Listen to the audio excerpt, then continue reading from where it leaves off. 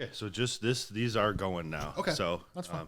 Kind of just like, okay, so I'm just gonna give you some context, and then we'll give context to this conversation. But Sure. so you asked me what I've had this. I had the gym, Right. So I've slowly expanded from one side of the gym to the other, and kind of again I'll walk you through it. But and then there was a wood kind of craft guy that had a wood shop on this side of the building. Okay. And he kind of used this as his showroom and stuff like that. So Expensive. well, actually, I got this table from him, but I made it Gotcha. actually myself, like kind of just from him. But needless to say, slowly took over, and then I wanted, this space is up here, super unique, and he actually rented it out for like events and stuff like that. And I got it. I kind of intended on doing the same thing, but I'm kind of like a personal guy, so I didn't want, like, if any of my friends or anyone wanted to use it for like events, they're more than Gotcha. welcome to. But so yeah, this is just our space, me and my wife's space for whatever, work, events, this kind of stuff. I had a buddy of mine ask me if he could start a podcast up here. Okay. And I'm like, fuck, you do it. Yeah, you do it. I'll kind of start one on my own, because I'm not the type of person to like put myself out there too much as far as like. I have never done anything like this. I have never done anything like, I've never like talked to him on the phone or anything like that to like, communicate some of my Right. thoughts or anything. So this was like, if me and you have a conversation and people care, listen, then cool. If not, Right. then like, it's, nothing more than that. So needless to say, I was like, yeah, fuck it. I'll buy some equipment and set it up and like kind of just do it all for fun and see where it goes. So, and then to give this some context, me and you obviously not obviously, but met relatively recently, I'd say, and just have watches in common. So I got a watch, this Omega Speedmaster from you, Yeah. and then in turn that kind of led to The next deal. the next deal, and then I drove up there. So I kind of pitched this to you if you wanted to come on and just, I don't know, do this as Sure. as casual it is. So I brought a few things. brought a few things. I got this. So that's punched. So if you want to light that, yeah. So I got this from you today.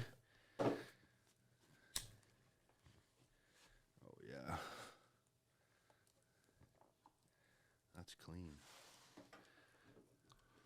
What you wanted? Yeah, very. So what do you have on now? Well, Something nice? I have a 50th anniversary red Oh, leather wow. shoe leather. That's awesome. How long have you had that for? 2019. Oh, okay. Nice. So I guess, yeah, run me through what else you brought. Well, I brought watches from these are mostly my daily wearers. And I'll tell you, there's some okay, this is the most basic watch every man should own. G-Shock. G-Shock, but this is the connected G-Shock. Meaning? Meaning it sets with an app on your phone. Oh, okay. 2 time zones. You can set alarms from your phone, and it has a phone finder. Sync to it? Really? Yeah, it's crazy. It's huge. Do you ever wear it? All the time. Really? This is my I don't care. There's 2 of them in here that are I don't care watches. One is more of a watch guy's watch. The other one, like I said, the G-Shock is a G-Shock. It is what it is. Everybody should own one. They're $300 and you can't go wrong. And you can run over it with your truck. Yeah. Can And I see it? Absolutely. And I also bought a metal strap for it. However, it makes this feel light. with the Really? It's strap. super heavy with it on? It's just funny that, I guess not. Yeah, it'd be big though, right? Like Right on. your biggest watch in there? I think it's the biggest watch I own, period. Maybe not now. You think that Cruise bigger? Oh, I didn't give you That's that a today. 59 millimeter or something ridiculous like that. But it fits well because of the strap. Yeah, it doesn't fit it doesn't even fit as big as almost that one does. Did I give you that one yet? No, you haven't. Yeah, I like it though. I mean, I have G-Shocks. I have like a bunch of G-Shocks. If you put it on the strap, it's 90% a master of G. Though I don't understand that. The multiple $1,000 G-Shock is silly for me. the like one that's all different. It's all metal. It's Yeah. got an MG, MTG. Yeah, that one. Dial. It's a G-Shock. You're spending $5,000. I don't think that that's something you should do. like Personally, this. I mean, the value's not there for me. That's beautiful. Yeah, I really like this. Yeah. And that's a like big crown type of like style. All the right? Tudors are the same. Really? The one I had the other day that you initially thought about, this one and the red bezel, they're the same exact model number. They're 72930s. And then there's a letter of BRN, the noir, for them. For the color of the face? Color of the bezel. Oh, bezel. Well, the coloring in general. Because when you get it on a black bezel, it has the gold hands. Yeah, and that's kind of what I was looking And for markers. mostly. Like I've wanted this, and then I need something with gold. But yeah, these are like two relatively unexpected pickups, but not really. They're definitely like high up on the list. And well, let me ask you, if you could have any watch you wanted, but you had to pick one, that's it, that you can never buy a watch again. I don't think I'm experienced enough to answer that. Like at this point in time with what I like, probably some sort of Oyster Flex. I hate the Oyster. Really? I love it. I like Have it. you tried it on No. and worn it for a day? No, and the reason why I think I would change my mind on that is I've been wearing a lot more, like even our first conversations were like, I want rubber options. But like, a good thing I never got one for this speed match because I never wear it with this. Like I've found Try that, this on. this This is a Seiko Turtle. Now that's a special edition one, which is the Save the Ocean one. It doesn't matter though; they're all the same. But it's basically the Japanese Submariner. It's basically the Japanese tool watch. Okay. Yeah. Try it on. You'll see. Feel that strap. You will never feel anything else like it. Comfortable wise? Feel it. Just even manipulate in your hands. Feel it. Yeah. Feel that silicone. You know what? And this is even the reason why with it almost fits like tight, like Well, the other thing something is, else. Like move your wrist like this. Yeah. Look at the case. It's an iconic case. Yeah. But it's beveled on the underside. Look at the side. It's So it beveled doesn't kinda like- to not limit your range of motion. It is like the ultimate tool watch. And it's basically the Japanese Submariner. They've been making them since 1970. Very nice. This one's a more modern one. So this is in your daily rotation? It's my daily. That's one of my two. I just don't care watches. If I break it, they're $400. I'll get But another. how often do you wear I just don't care watch out of the days of the week? Ooh.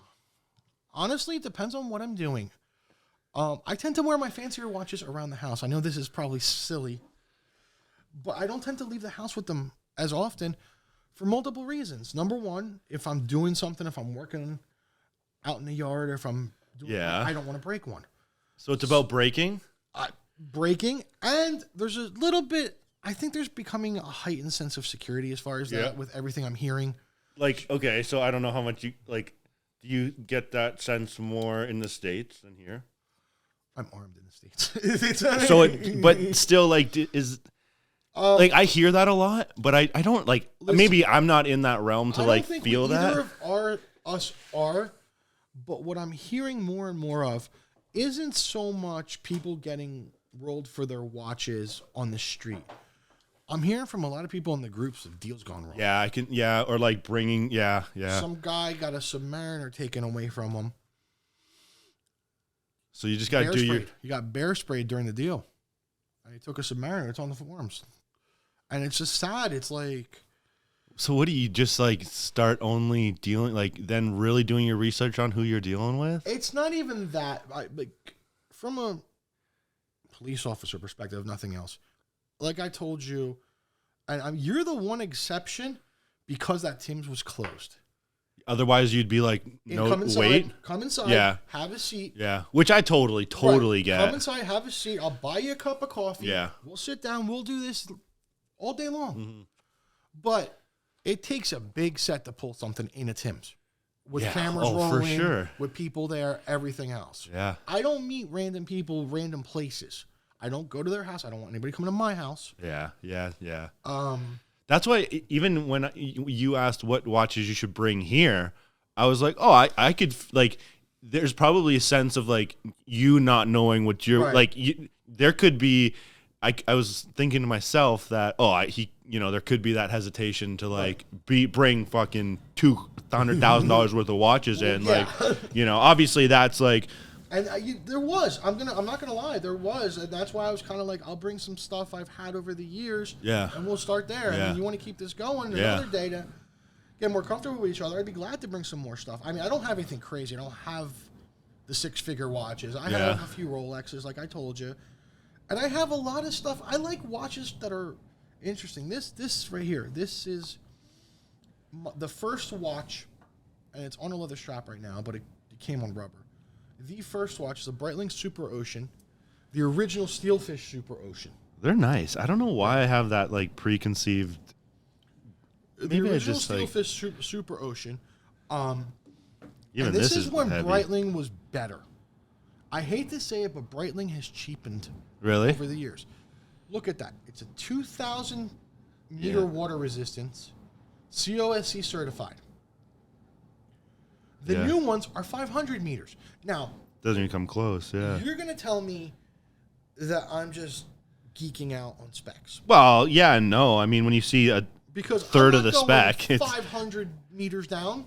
I'm not going to challenge that water resistance. Never. I mean, I go to the bottom of a pool. A fraction of people probably ever do anyways. Like, and if most of them at this point aren't wearing a watch, they're wearing a dive computer. Yeah. Hooked up to the boat at the top of the water. Right. But this was the first watch I ever bought with my own money. Really? Nice watch. Yeah. So when was that, and how much was that when you bought it then? $2,100 US. Okay. It was $23.95, but the AD gave me a discount, and I was 24 years old. So let me do some math. Yeah. 23 years ago. So that's something obviously like same with me. You'll just never get rid of it. There are 3 watches I will never get rid of. There's a 4th, but I don't know. I'll tell you. The 3 watches I will never get rid of are this, because it was the first one I ever bought by myself. Same. I have a 1997 James Bond Omega Seamaster blue wave dial, big markers, which was my 21st birthday present from my parents. Cool. And they're both gone now. Yeah. And I have a Rolex Sea Dweller from 1969 that was my late father's. Oh, cool. It's broken. I don't want to send it to Rolex service because I'm afraid they're going to refinish the watch or try to replace the service dial. What's broken on it? It just doesn't. The date wheel. It's kind of stuck between 2 days. It still keeps time. I don't know how accurately. I haven't worn it for any extended period of time. Yeah. You can wind it, you can set it, and it'll run. But the date's stuck between the 12 and the 13. But other than that, you would get it if you just had a real urge to wear it? Other than that, why would you get it? I've worn it for an hour or two sometimes, but I don't want it to go back to Rolex because, as you know, Rolex has a very bad habit of saying it needs all these things and they're mandatory. Yeah. And I don't want to get a refurbished watch back. Mm-hmm. So that one, you think that one I asked them, I was like, just do everything to it. Like, do you think there's some unnecessary stuff on there? Like, I don't necessarily consider it unnecessary, but like that tutor. If you have a scratch on a bezel or on a crystal, and that's acrylic, don't forget, that's not sapphire. They look at it as it's flawed. We need to replace it. Yeah. They don't look at it as patina. Yeah. Or telling the story of the watch. So from your experience, if you told them not to do that, have you seen them do it anyways? I've only sent a couple watches back. I've heard horror stories of them doing it anyway. Service dial, service hands. Really? Yeah, you need a really good independent watchmaker to do something like that. But then does that lose the As long as it doesn't put aftermarket parts in it, you're fine. Yeah. You need somebody with a Rolex service account. Yeah. I used to have a guy in the States. I think he's retired. I was named Dave Yates, and he worked for Rolex for years. He even had, and this is back when they used to pressure test them with water. Oh yeah. I've seen some videos where they sit it in and it. And he had the whole setup in his basement in his house. I've seen them do that without the movement in it, just the case to see if the case. Yeah. Sacrifices a gasket because once you seal it, it'll never be right. Yeah. But I mean, that Omega I was telling you about. Let me give you a little pretext here. My parents owned a jewelry store. Oh, cool. In the States. Cool. They were Rolex, Omega, Tag Heuer, Ebel, and probably a couple other brand ADs. Yeah. From 1985 to 2001. Okay. 1997 rolls along. It's my 21st birthday. And my parents basically stroll me into the store and say, pick a watch. Yeah. I could have had a Daytona. Yeah. A Submariner. Yeah. I could have had whatever you possibly want. even a Day-Date. Yeah. Not that I had any draw to them at the time. And I picked the Pierce Brosnan era James Bond. Omega? Yeah. Hey, but that's the thing, too. It's like whatever draws your, like, whatever watch you picked at the time. I was fascinated by that whole thing. I mean, I feel bad for this generation who grew up with Daniel Craig as Bond. Yeah, it's just a totally different. It's a totally different vibe, a totally different demeanor. Yeah. So, yeah. Here, let me go get that one for you. Okay. I will.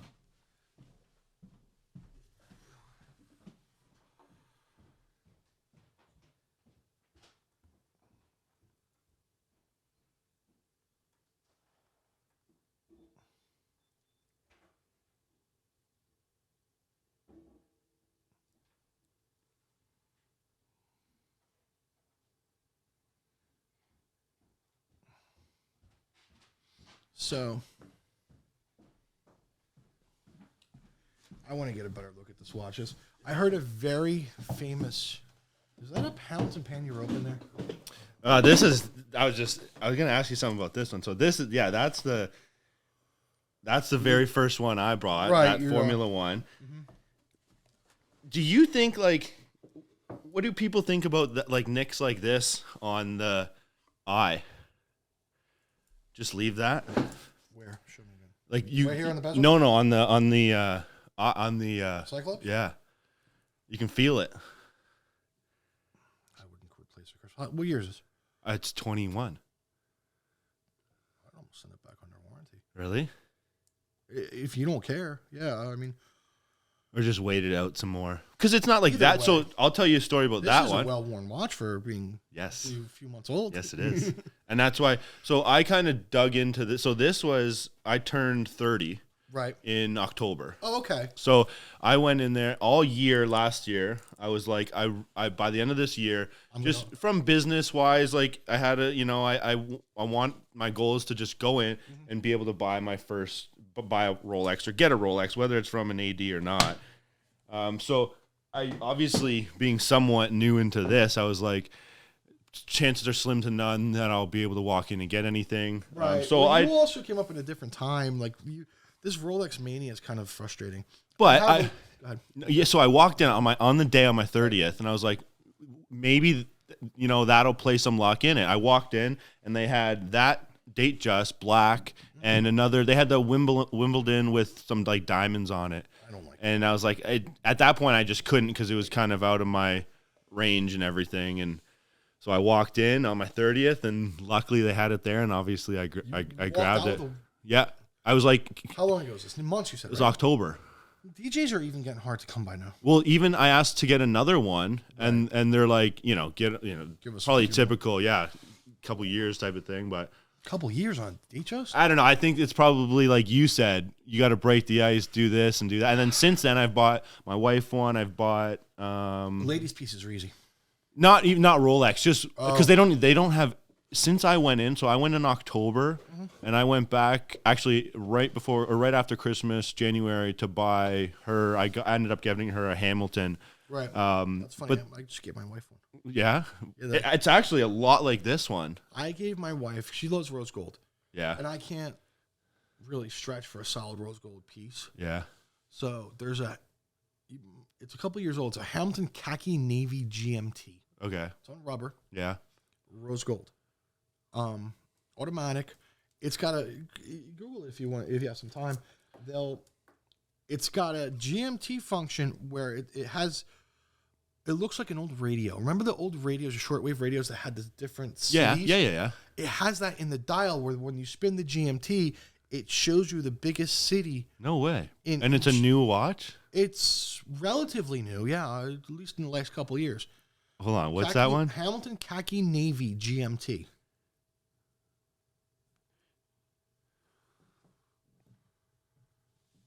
Oh yeah, that's really cool. Yeah.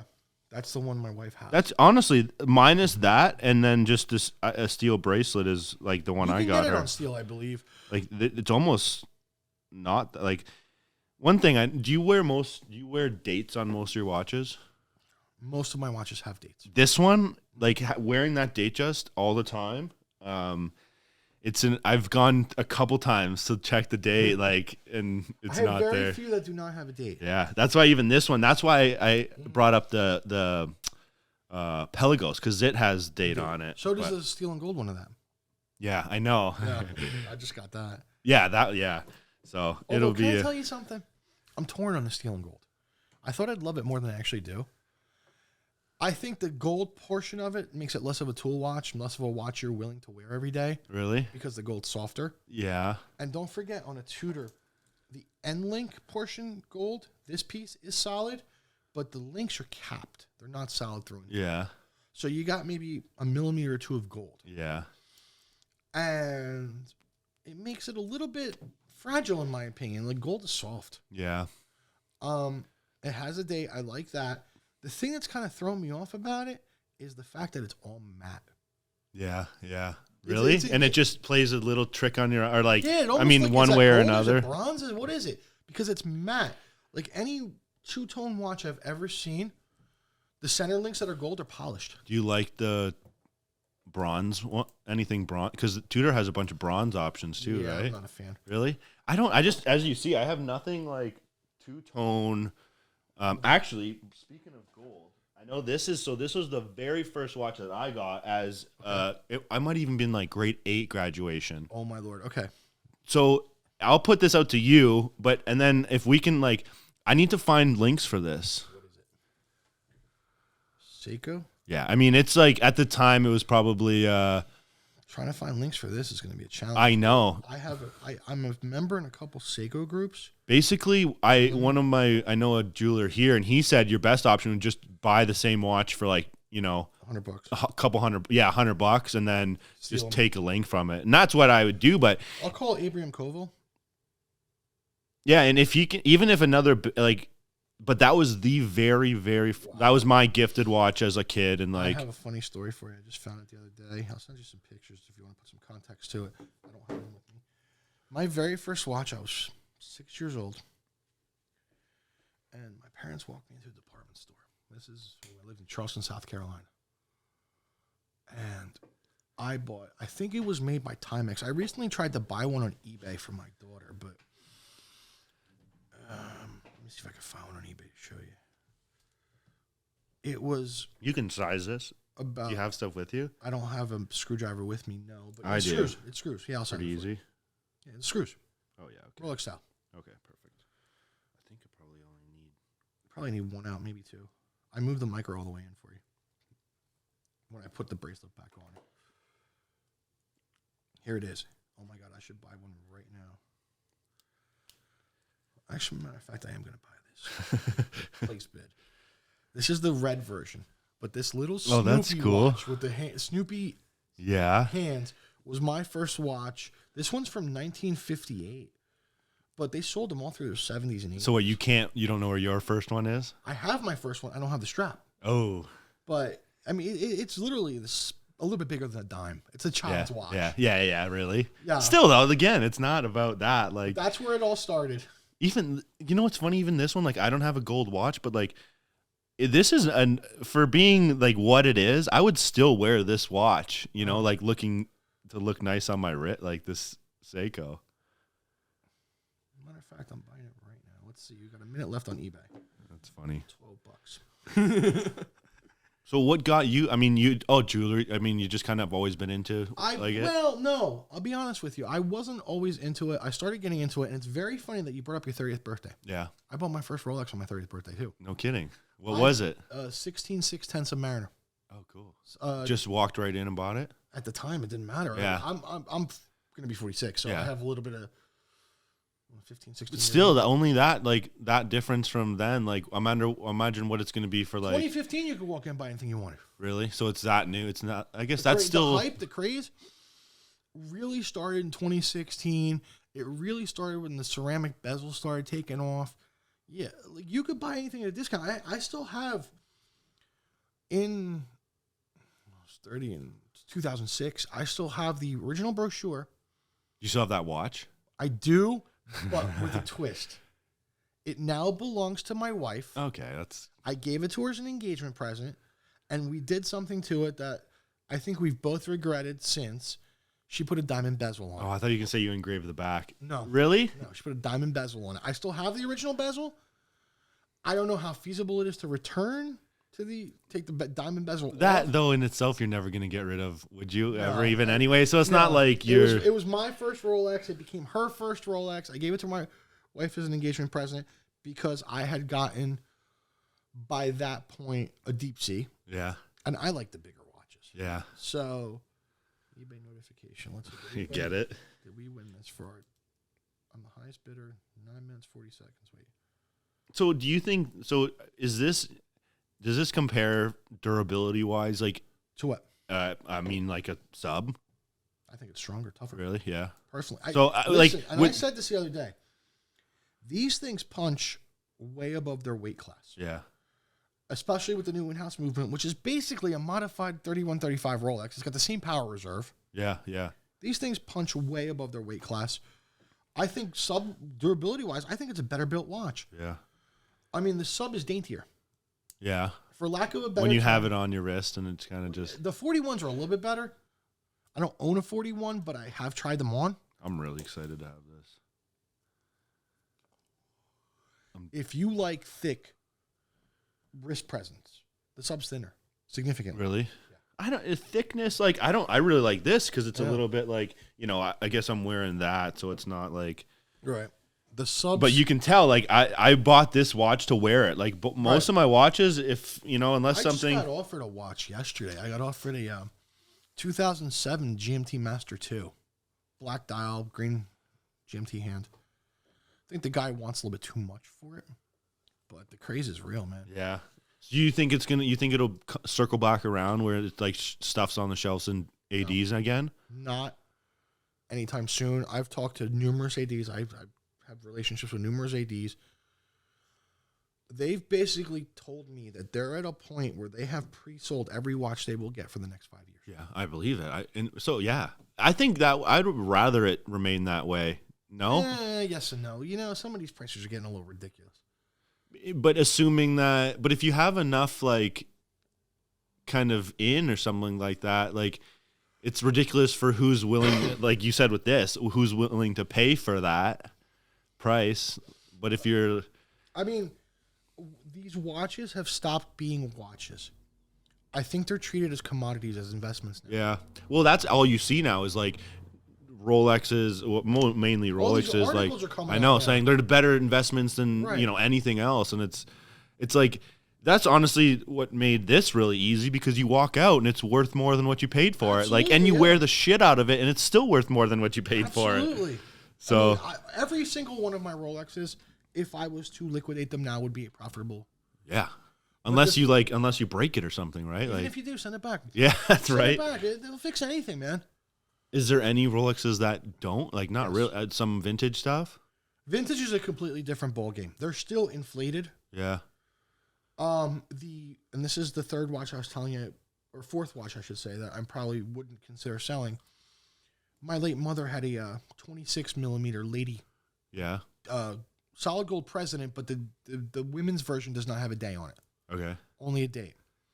Solid gold, tapestry dial, typical 80s Wall Street tycoon Rolex. Yeah. But it's tiny. It's 26 millimeters. The value, those are not winners. Really? So, but even that, like, what would you buy that for now? $7,500. Yeah. Yeah. Even that's like, what's funny is you'll probably laugh at this, and maybe everyone's done this along the line. I actually, sold? No, not sold. I actually bought a oyster, like, what was it? The Precision Oyster? The OP. Yeah. 41 millimeter. No. This was like a 34. It was like an the old one. ones, So yes. I bought it. This was probably like right when I'm on the groups and stuff like that, just seeing. And I was like, I just want a Rolex in my watch box. Okay. Like, just start it, right? I bought one of those for, I don't know. I didn't lose money on it. I actually ended up going towards that one. Okay. And blah, blah, blah. But I got it. No idea. couldn't even get it over my 4 fingers. Well, you have a big hand. I do, but I was like, that's how like naive I was. Like I was like, oh my God, my first Rolex is coming. I get it. Yeah. I'm like, what are you talking about? This might fit my dot. Like this is never going to fit me. Right. So I wasn't really like upset about it because yeah, it wasn't that it's just funny that I didn't even think about something not fitting. No, it's the 36 millimeter Rolexes are tough. Yeah. 36, yeah. Yeah, they're tough. Even the 34, forget it. You got to have a child's hand. Yeah, because I've been like, so would you ever wear a 36? Do you? Have you had one in there that's in a rotation that's a 36? I've owned one years ago. Too small? At this point, yeah, I think I've been spoiled. Yeah, because I get, like, even when I got this one, I'm always in. When I got that one, like I walked in, I saw it, I'm like, oh, that looks a lot smaller than what I think of when I think of like 41 or 42 or something like that. Like different watches. Don't forget. Give me your date real quick. Put them side by side. These are 41s. Both of them, yeah. These are both 41s. Yeah, and even having this here, it looks like, it looks like half the watch. It is. Thickness makes a big difference on wrist presence. True. So would I wear a 36?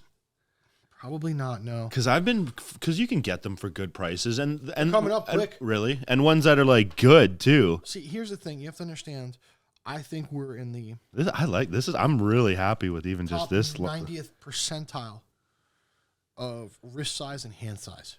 What, meaning what, like North America type? Or me and you personally? Yeah. So we have that problem. Yeah. Where something could look too small. Absolutely. Yeah. If you give me your date, I don't know if I can. Give me your date just for a second. I'm not going to clip it. You might be. You got a bigger wrist than me, but look. Oh, actually, I can. Yeah, it fits. Barely, but I need another link to wear it comfortably. Yeah. But look at that thing. Yeah, it does. It shrinks up a little bit. Disappears.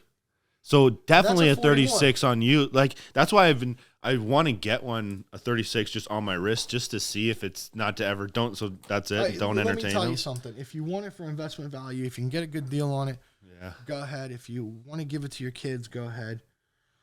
I don't think you'll be happy with it. Yeah, I don't think so either. That's why I don't think you'll probably be happy having with anything. I think at this point, 40, 41 is, talking about wrist size, I sold a Zenith Daytona. Yeah, those are nice. I mean, anything kind of that. I had bought back before the craze. I mean, I bought it for $9,000, and I sold it for like $8,500 to a friend of mine. And it's really funny. I'll tell you a story. It was too small. I wasn't feeling it at the time. Even then, yeah. I wasn't feeling it at the time. Didn't want it. And he calls me. I call him about a year ago when these things started going crazy.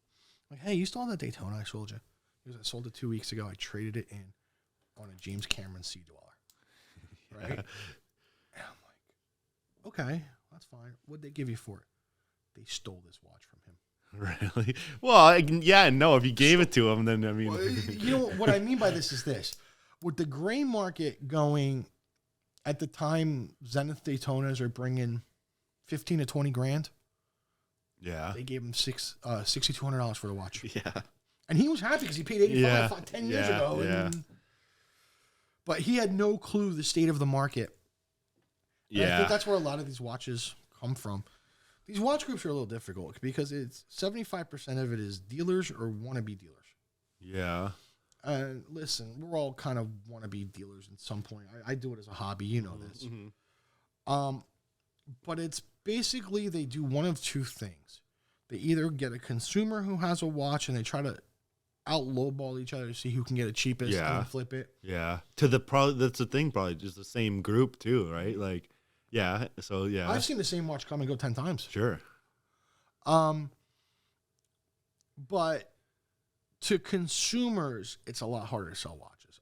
I'd say 75% of the watches I've sold have gone to other people. Enthusiasts? No. Or dealers? Dealers. Like flippers. Flippers, yeah. Flippers. Yeah. I mean, I'm just as guilty of it as the next guy. Yeah. But I've done it more as a hobby and to play with watches I would never have. Sure. Like it would never have in sense of like this type of thing, or to financially have. No, this type of thing. Not these. Yeah, this type of thing, and just like. I mean, this thing. Realistically, we had this conversation a week ago or a few days ago. I don't know what it's worth. Yeah, I'm taking a shot on it. It's kind of a cool piece. Yeah, that's why I bought it. Right. I just found like to contrast this one, the band and it's just like something's off about it. It might be even, or maybe it's that 1 or 2 millimeters on my wrist that might make it that much comfortable on yours. Or again, maybe you never put it on your wrist and try this one. But I just found that I was like, I bought that to be in a daily rotation, and it's not. So I have an obsession with straps and bracelets, and I know you hate leather. You know what? I'll preface it with this. I hate leather because I wear my watches. I sweat. I wear them. It's not the right watch for you. And then it's just like I can't. It doesn't provide. I guess one day if I have a strictly going out watch or something like that, then that came on a brown strap, but I think the red dresses it up because there's a little bit of red in the dial. Double butterfly. Yeah. It's like the G Cassie Oaks that I have are like that. I'll go get that if you want to see it. This is a really nice watch. Yeah, it's a Beaumercier chronograph. It has a bunch of complications that you'll never see in a watch of that. That's basically, for lack of a better term, that is a Patek Philippe knockoff. Well, it kind of like, I've never had one in my hands, but it kind of gives that. It's a little bit bigger. It's a 42. But it's basically a vintage Patek knockoff. What would the value of this be? $2,500, $3,000. I like this red though. I don't know. I haven't shown you around the gym, but red's kind of my color too. This is a very nice watch. And look at the side of it. You see that little button on the case? This one, yeah. You know what that is? Is it like a valve for? No. That's the date change complication. The way you change the date is you take a toothpick or your fingernail, if you can get it in there, and push it, and it pops the date one day at a time. Per click? Yeah. Wow, that's pretty cool. Interesting. That's really cool. Direct copy of a Patek annual calendar. That's because what the Patek does. Yeah. They have that too, or no? Yeah. They have that's how you change it on Pateks too? Because what the Patek does is it sets time. The annual calendars this one has a chrono. The difference is the Patek has day here, month, and year. Really? In the dial, yeah. Does it show the full year? Or it shows 4 digits? No, it does not show 4 digits. It shows 2 digits because they reset every 10 years. Yeah. But assuming you know what decade January. Yeah. You're good. Huh. Do you have anything like that other than like? Do you have what's your? Or even now, do you since you, not the fact that you have it, you have any big interest in any of those other like bigger brands? Like I do. I don't own any. They've gone through the roof. And like RMs, you like those? I Are you love that? them Yeah. And hate them at the same time. Love them because because the history of RM. Probably not to the extent that you're about to tell me. Richard Mille was a designer for Audemars Piguet. Okay.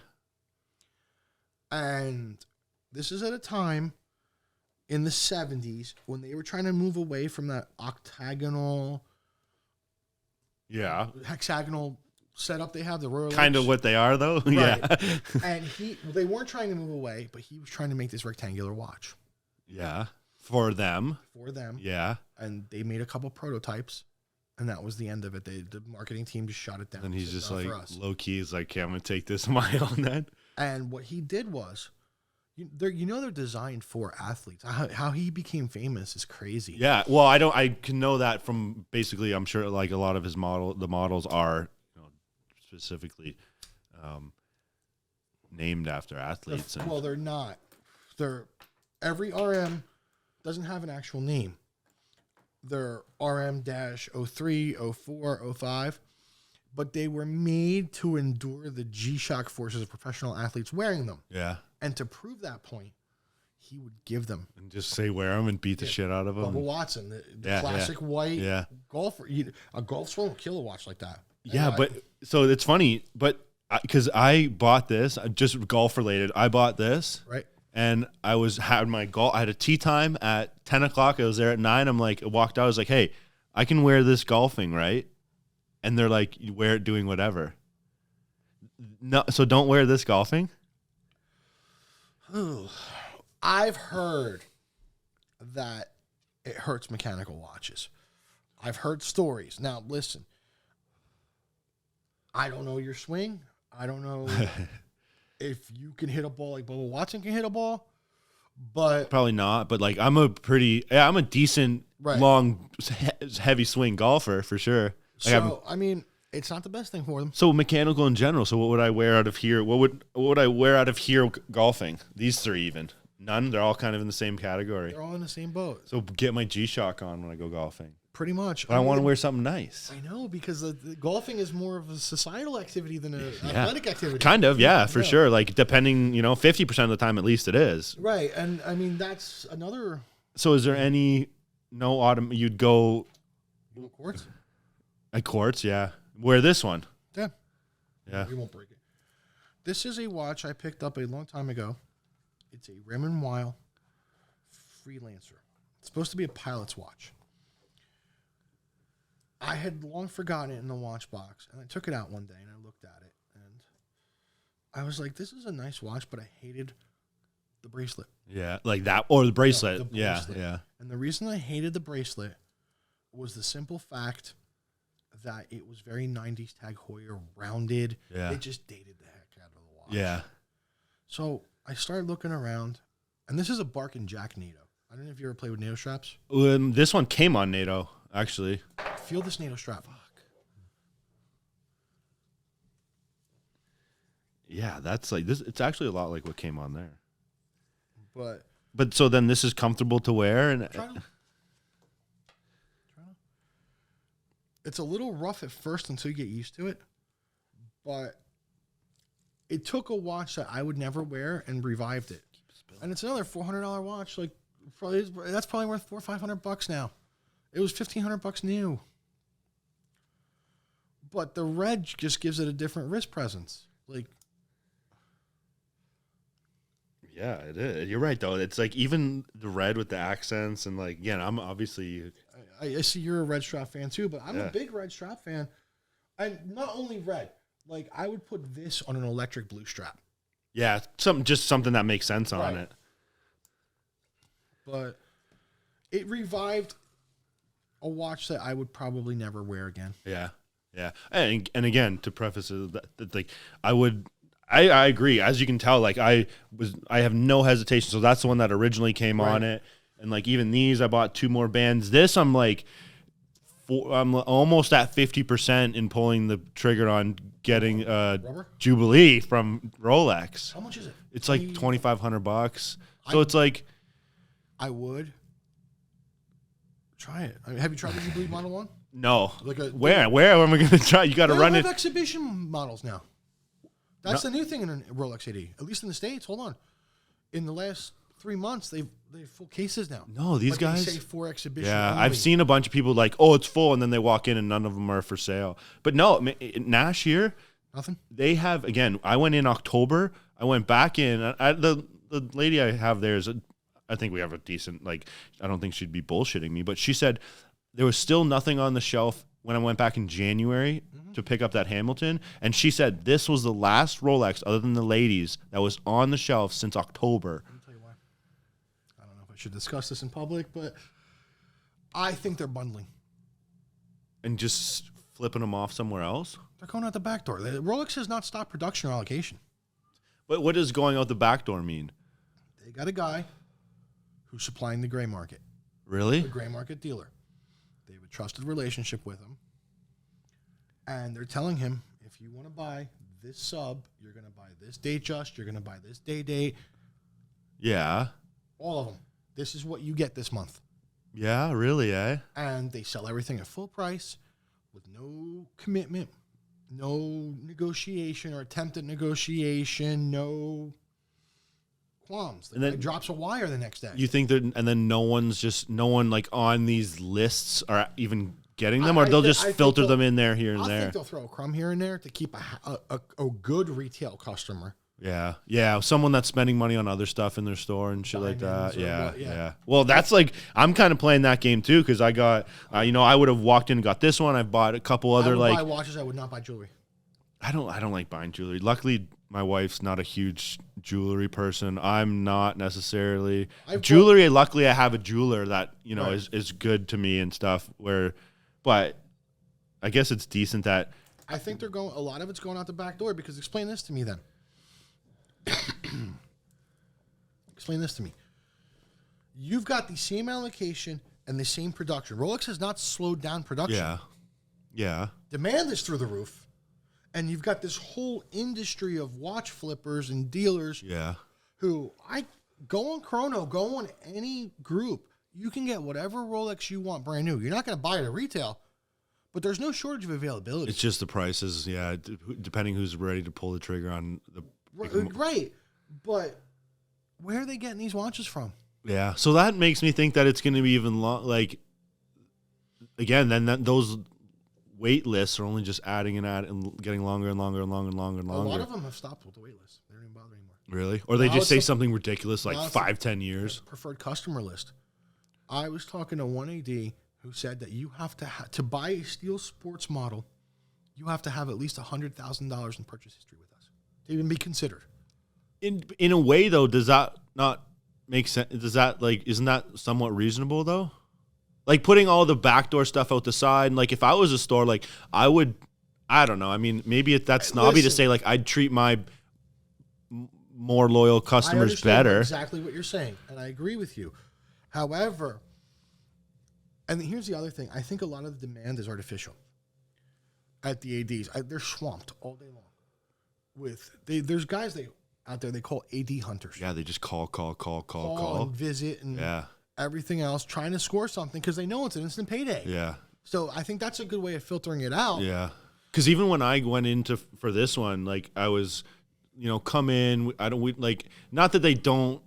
It's like they build the relationship first and foremost. Right. Like now I emailed her asking for certain stuff and she's like, yep, blah, blah, blah. Right. But before, like my first interaction with was like, come in, I think she even said, like once we got talking, I have people calling me from all over North America. They'll just call every AD, or they'll have probably a list of 50 ADs that they'll just call every day, seeing what they have in stock. And then obviously now that ADs are probably like, fuck you, if you want something, come and check it out. I'm not going to call from BC. And it's not even come check it out usually. Yeah. Sorry, dude. Yeah. Or no, I mean, not even check it out. It's like, if you want to see what we have, if we have anything, come look for yourself in the store. Yeah. And then turns out they don't have anything on the shelf anyways.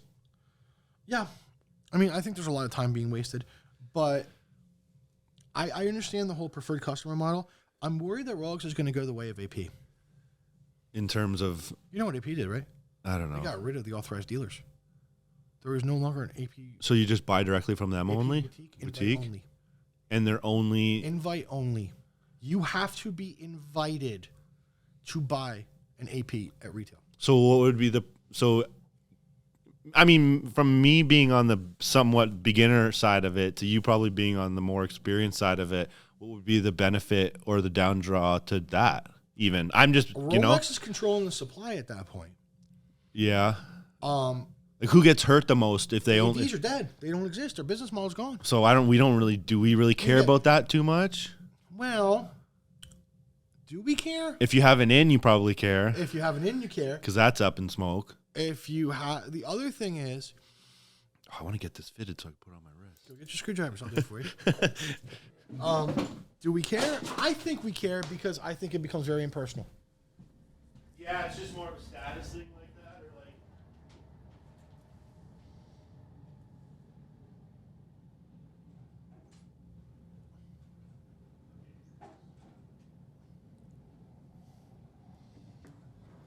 If you got a towel, bring one. But let me tell you, I think it kills the whole experience in a certain way. It changes the experience. Changes it from the club. It changes it from the... I don't know. This is just a smaller... not necessarily... I had that my watch interest, so it's just a lot of smaller tools on there. I don't know.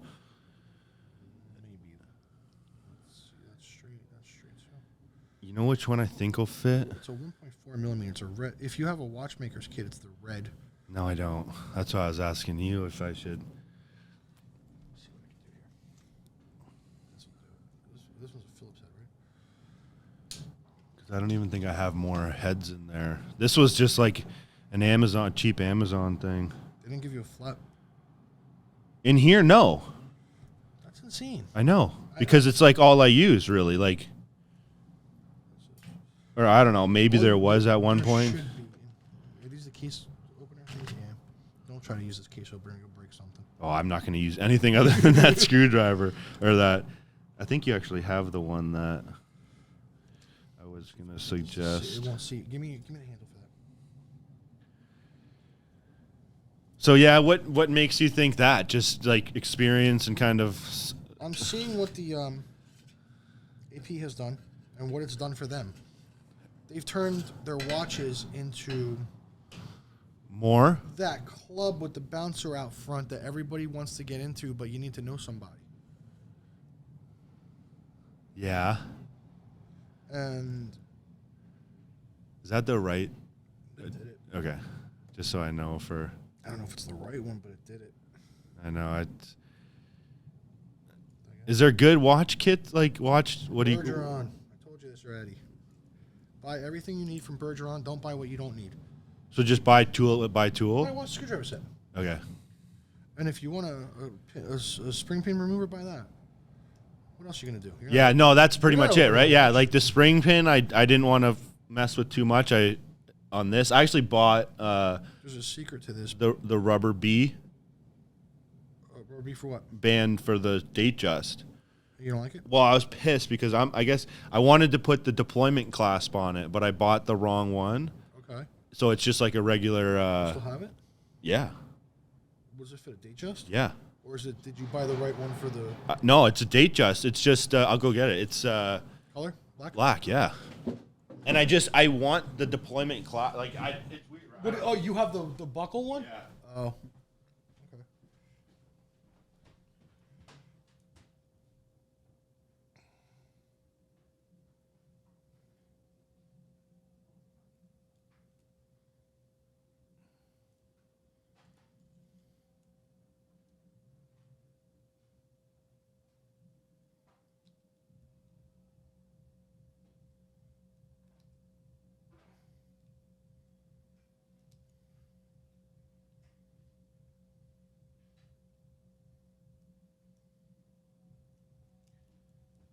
Actually, like it.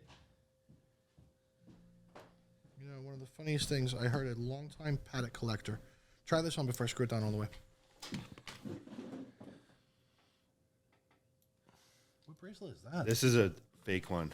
Fake. Wow, it's just like a knockoff. I actually got it. Someone sent it to me with another watch I had got. Oh Lord.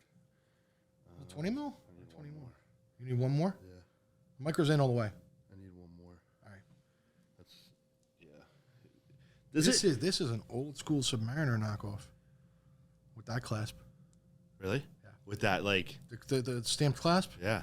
This is probably 20 years old Submariner knockoff. I don't know what I got that for. I don't know why I even brought it over. But so, why I've never had like many steel bracelets. I mean, I'm relatively new to watches in general, but I bought this, put it on the date just, Right. and I was just like, it's not the same watch on, right? Like, It's not. so You want the deployment version? yeah. I'll mail you one. You want to take this one? Is that a 20 or a 21? Does it say? It says 2016 to present. Okay, so it's date just 41. Oh, it's this customized for date just. I Yeah. have the StrapsCo version, which takes the clasp. You take this clasp off and put it on the band, right? Yeah, but you got to pull a pin out. I'll show you. I don't know if you want to do it. Well, I can even at that point one size bigger just than come back, or something. Yeah, Or give me one size bigger. I have 3 of them in my house. I have a. I wish you had told me that. I have a. I don't know which one's bigger. There's one bigger. Yeah, this one would probably help me better. I don't know why I guess I don't know.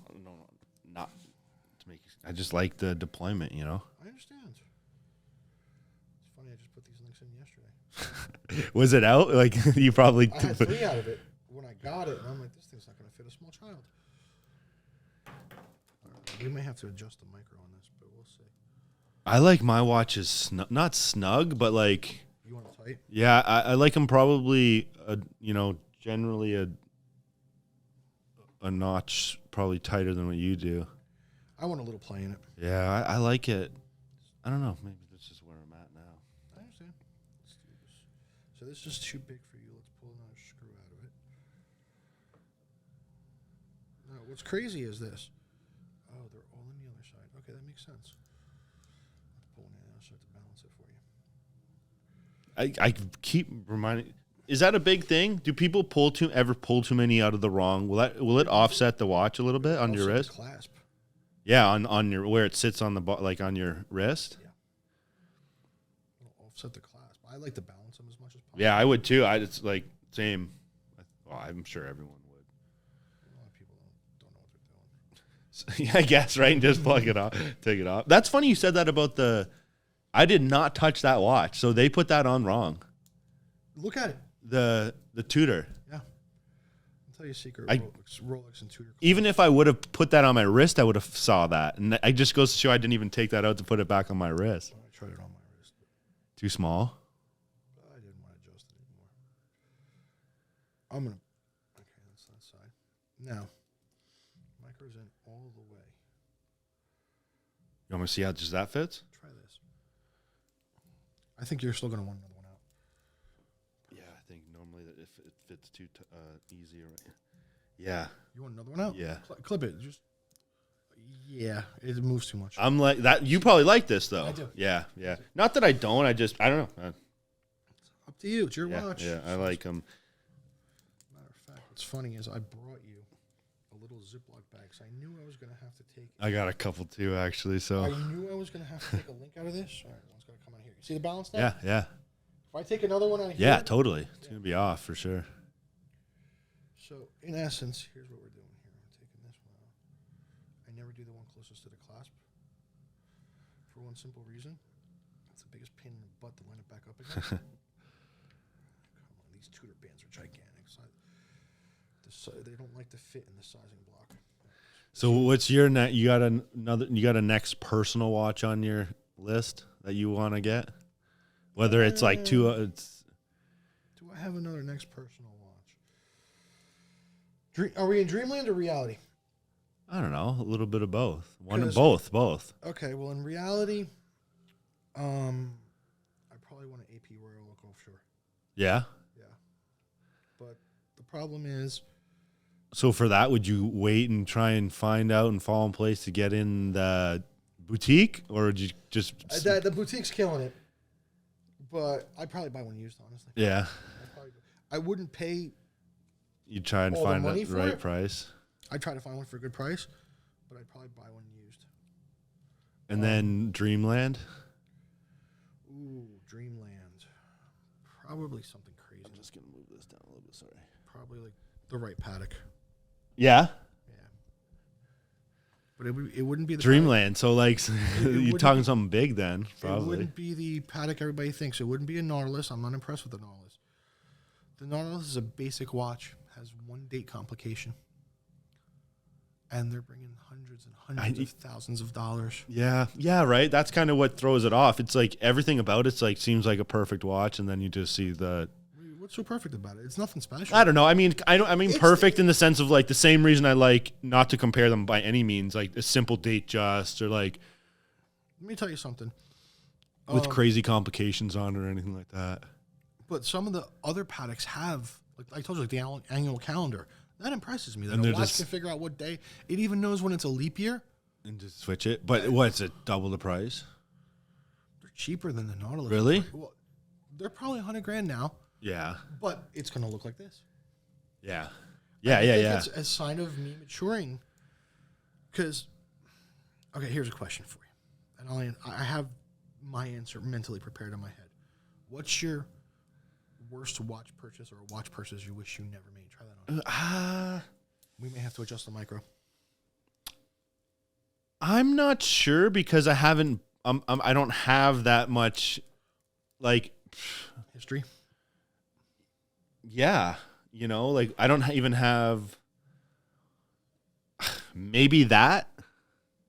Okay. But at the time, no, like it was a genuine curiosity, right? Like it wasn't. Okay. Yeah, and then Nobody buys something they don't want. one micro, I think. All right.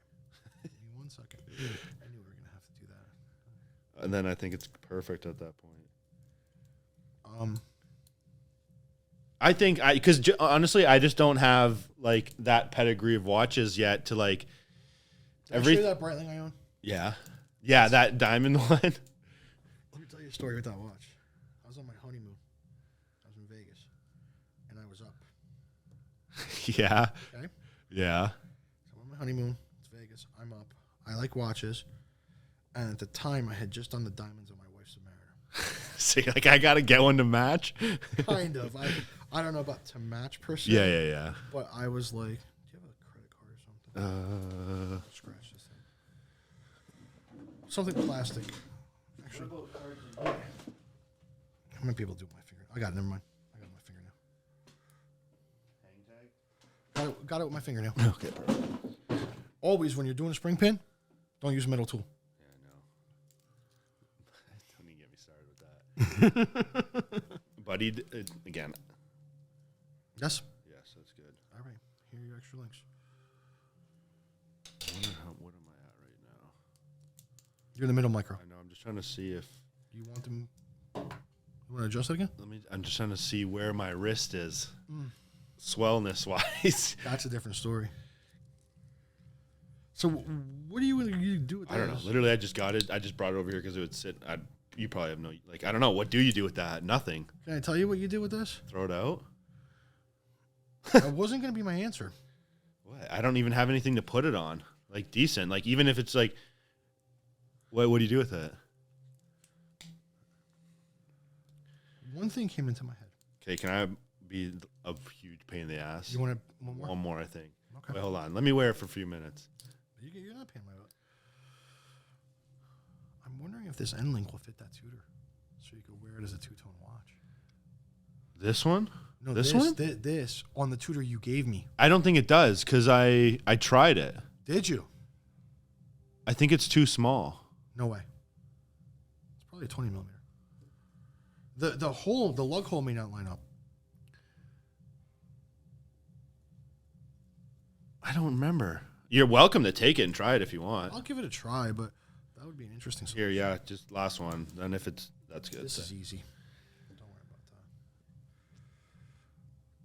about that. So where were we? You were saying So I bought the you're in Vegas Diamond Breitling up. We have a fitness question from my wife in a minute. Okay. Diamond Breitling.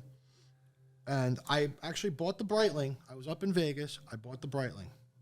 Took it home. And I'm like, at the time,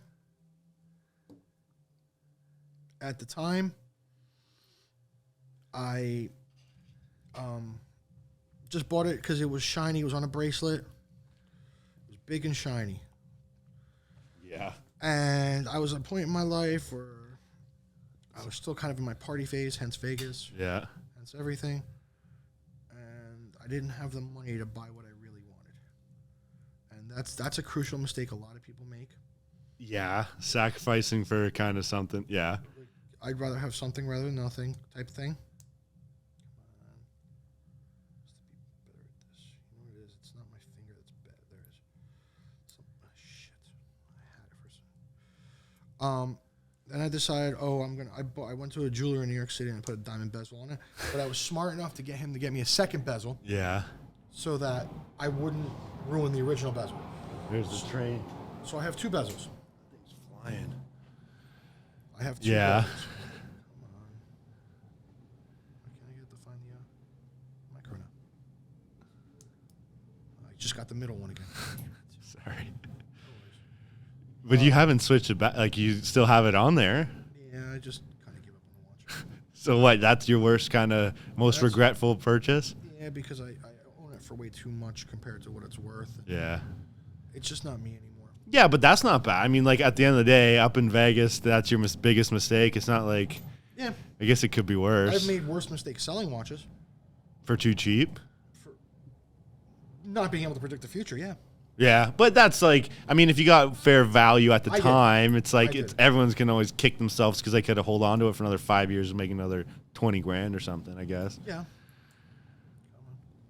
Especially in the watch, there's probably a lot of people kicking themselves for that situation. Rolex situation. Yes. Perfect. All right, cool. Perfect. Thank you, sir. You're welcome. You've never done this? I have, like, yeah, I have, but it's like I'd rather do it by myself sitting over there so that I'm not like, Under pressure. if I fuck something up, it's on me. Like, so that's funny. Bringing back to this is I was putting this rubber band on, and I was like, oh, I don't have the spring tool. I don't want to scratch it coming out of the thing, right? You know a spring bar remover? You do. No, like in here, like the There's a pin. Let me show you. for the either side of it. Let me show you. Right here. No, for up here. That's easy. I'm not taking it off, but yeah. Is this too big a fork? No, you need a Bergeron one for the Rolex. This fork is too big. It's kind of garbage too. Yeah, I've noticed that, but But let me show you something. You see this pin that this link rides on? yeah, Right here where the yeah, easy link is? yeah. That pin has to come off. There's actually a little indent to put the deployment on. Okay? Yeah, to put that deployment on. You got to adjust the glide lock, Yeah. pull the easy link. You know, I'm starting to realize something. I don't think you can do it on one of these. You can't put that deployment class on something else? No, because there's no access hole. Well, actually, there is. I apologize right here. You see right here? Yeah. Yeah, I do, You have yeah. to move- Yeah. You need a tiny little spring bar tool, and you got to move that out, and the pin comes off. And when you get the rubber strap, I'll send you one. What color you want? You want white? You want blue? Or you navy blue? Or you want black? Ooh. I got 3 of them. They're strap color, they're not rubber B. They're a little bit thinner, but they That's work okay. well. Maybe, I don't know. Maybe I'd like go white. or for summer watch. Yeah, because I don't, this just hid the watch a little more. The white will make it pop. Yeah, which I feel like, yeah, let's go. Do you want to take that one? Do you want that one? I don't know if I don't think I'll put it on here, or I can would keep sell it, and then this if you, okay, then I would sell this. if you know anyone that comes up, and then same I'm gonna with, play with yeah, this take if you that want. and see if, But just to see if I could put that. It may be too small. well, whatever. Did like you I try said. it on a tutor? I'm pretty sure I did. And it wouldn't line up. I can't remember. Don't quote me on why it didn't work, either but 20 I or would be. 19. I can't be. I'd be. You can always reuse this clasp with a rubber strap too. If you want it. This That is an older clasp? style clasp. This is not the solid clasp. These are, yeah, that just has the same pin setup as that one, and they're actually easier because you see the micros Yeah. before they became glide locks, and then you just pull a screw out of the other side. God, this thing's horrible. It's got a hinge pin right here. I didn't even think. It wasn't even a Rolex. Well, obviously, it wasn't a Rolex watch. Where did I get that one? It showed up, and I was like, oh, I didn't even realize this was part of the deal. But I was like, whatever. It's still got. If there's something cheap to put it on later or whatever, it's, you know, you get bands from wherever, and they just show up. I got a couple more that are just random, but yeah. So what do you think? So I'm kind of curious, as there isn't much like content in Canada. No. But there's a lot in the state. Like when you There's- refer to that, like where are you picking? Listen, there's all kinds of people that talk watches. There's the Hodinkies of the world. There's the And like you mainly From referring, Sharf yeah. and But you don't. So you don't Sierra. like those guys and stuff like that, or do you? Listen, Because I I know- like those guys. Like I know Roman cool. personally. I've dealt with him before. I think he's very knowledgeable. I don't know, and I think he's doing a good thing trying to. All this YouTube watch stuff started with 2 directions. Number 1 was Eric Rivera, sorry. Yeah, Down- I know who that. down Yeah, in Miami. yeah. He was the guy that wears sunglasses all the time. Yes. Yeah. But he used to be in with the CRM guys. He worked for CRM for years. Okay. And he got their CRM YouTube going. Yeah. And they went from there. And now he's Watch Eric. Yeah. I think Roman jumped on the bandwagon with the whole gray market. Yeah. I mean, but yeah. The Okay. one guy I can't stand is Fair. Really? You like him? I don't know why. It's like weird. I get that. I don't necessarily like him as I'm entertained. It's like a bad reality show. It is. I agree. I don't get any watch content from him. I would lie if I didn't. Look how much of a baller I am. Yeah. Or think I am. Yeah, it's definitely turning to that for sure. He's a very big narcissist, in my opinion. Yeah. Listen, God bless him. He's making hustling, but it's just like, come on. So Canada, though, yeah, I guess I don't watch really anyone in Canada. There's one guy I love who's based in Venice. Yeah. Timeless Watch Channel. I'll check it out. Paul. Is he speak English? Yes. Okay. He's an Irishman who was in a band that toured worldwide in the 80s and 90s, and somehow he retired in Venice. And he has a very what's his Timeless Watch Channel. Timeless Watch. Do you watch much stuff? I go in phases. Yeah. I go in phases. I'll be perfectly honest with you. Like, there's times when I have some downtime, I'll watch.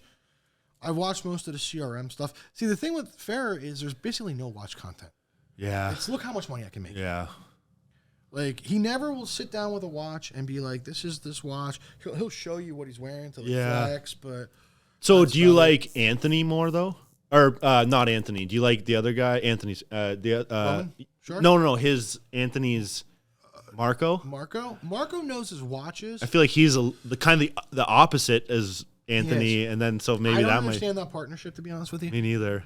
Who knows? So, what do you think? Like, do you know?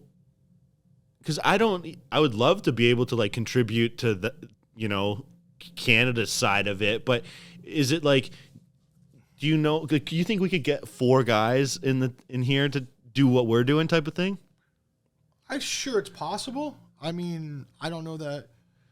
Like, do you have someone that you would be like, oh fuck, I'll bring them down next time. They'll make for a great conversation. There's a guy I'm actually meeting with sometime this week, picking up a couple watches from him.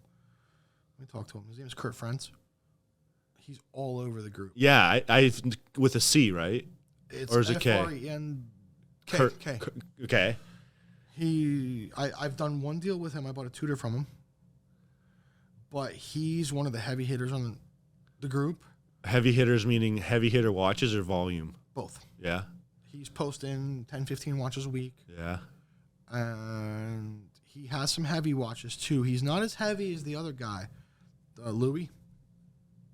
No. The guy who posts Louis Papadez, the Greek guy. Okay. Yeah. He posts, it's funny until you say, yeah. Louis posts 10 Rolexes in a row. Yeah. Here's what I got. Yeah. I know another guy named George, another Greek guy who's actually friends with my. I've seen another George on there. His wife. His mother is friends with my wife.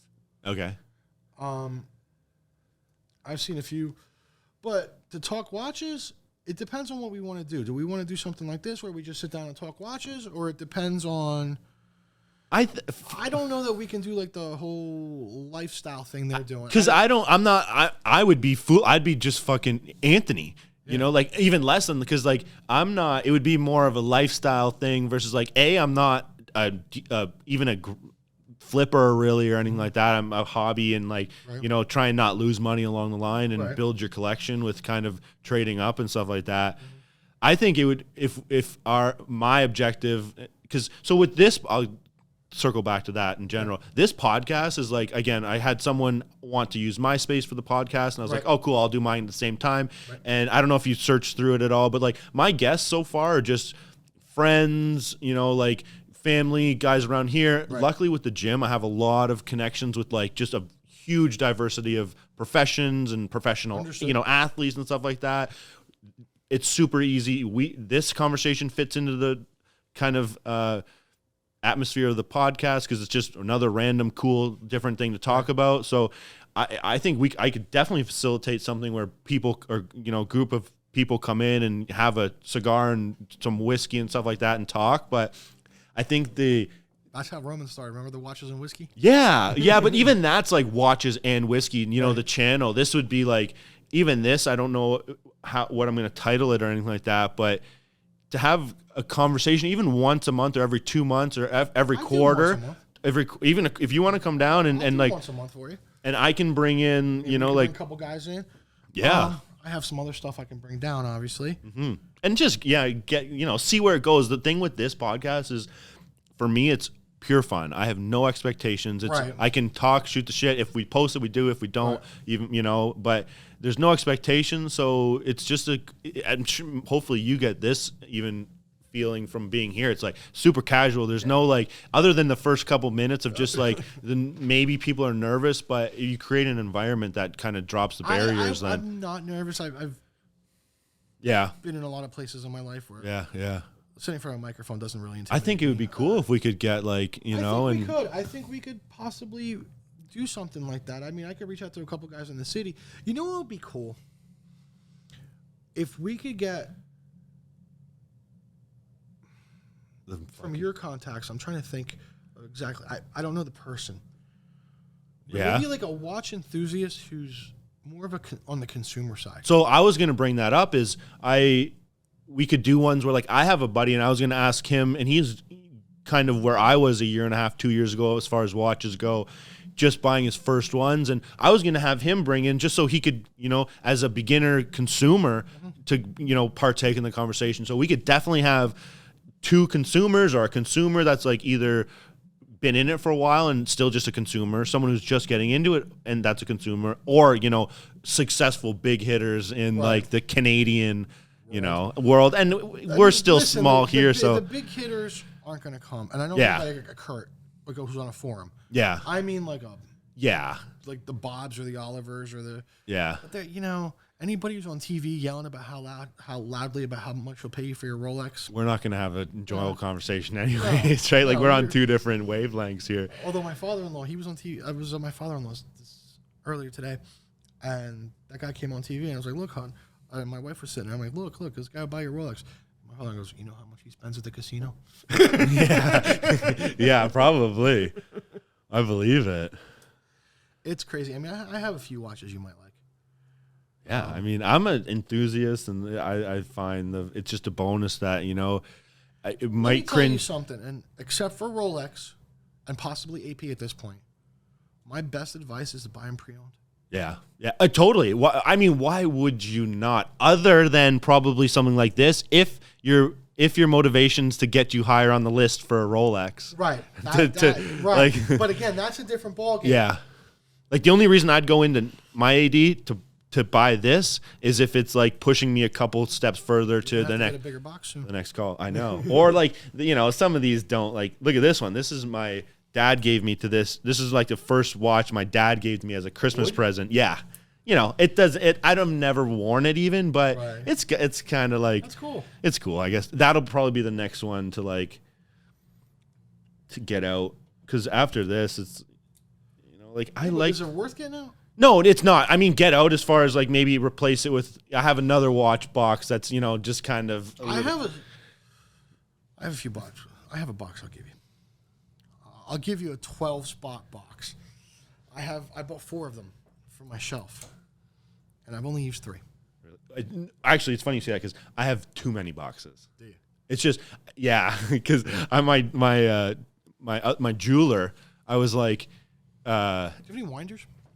No, I don't. It's funny because that was the next thing is I was like, James, you got any cool watch boxes I can have? He goes, I got this. I got a 6 one. I got a couple sleeves, and I got a big one. I was like, give me one of these, 2 sleeves or 2 sets of sleeves, and the 12 one. Right. And then I was kind of asking him, should I get a winder and blah, blah, blah. And he's like, do you keep all your, no, I don't. I store them crown unscrewed. Really? So that they're just not, they're automatic. What's that do? It releases the mainspring. So they're as soon as you put it in the box, they're not ticking anyways. Right. Why? My opinion is this: it's mechanical. Why make it run when you don't have to? Are you too lazy to reset it? Because it's not like you're gonna. Otherwise, you're gonna be going in to get them to wear them before they time out. No, not really though. No, but I don't mind setting a watch. It's part of the fun. I agree. To me, it's part of the process. Yeah. Like you pick it up, you set it. I agree. I don't don't like them running constantly. I don't like the idea because okay, they have a limited lifespan, but Rolex recommends a service every 5 years. This Breitling is 23 years old. It's never been serviced. Yeah. Still keeps perfect time. Yeah. I think the service every 5 years is another money maker for the companies. Yeah.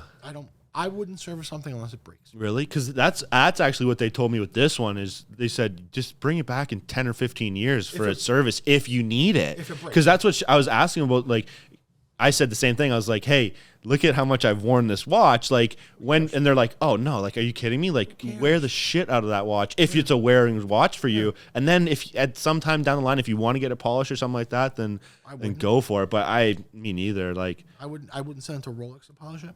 Maybe you just leave that up to the new buyer if that's where it's going. I got a guy that's pretty good. I would not polish even a watch like that. No. Would you have polished that Tudor that you got? I guess the one that the Prince. I didn't see it before. Yeah, I know. You don't really know. It was pretty like it has a ding in the back. I know.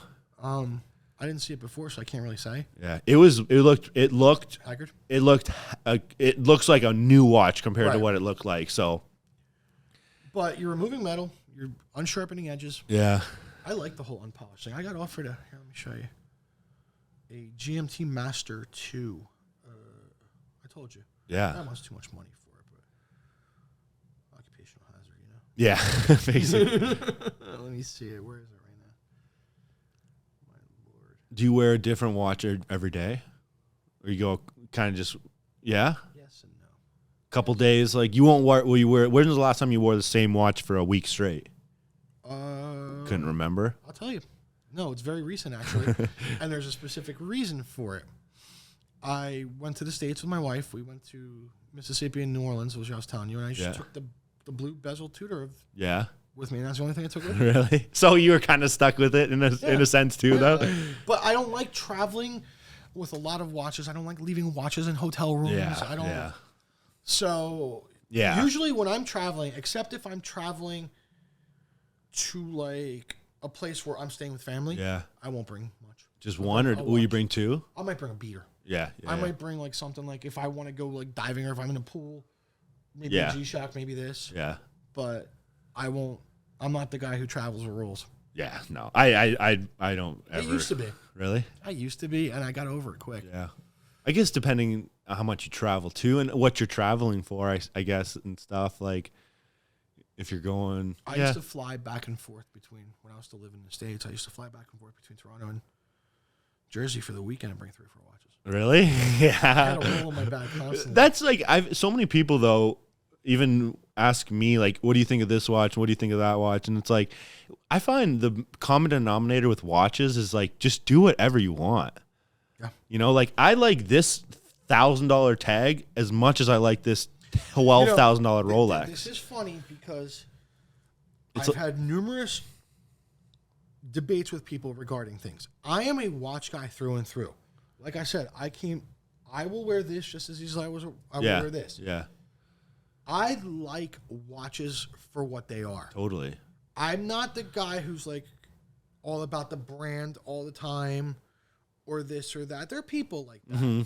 Like, I'm not that guy. I'll wear $100 watch if I think it's cool. Yeah.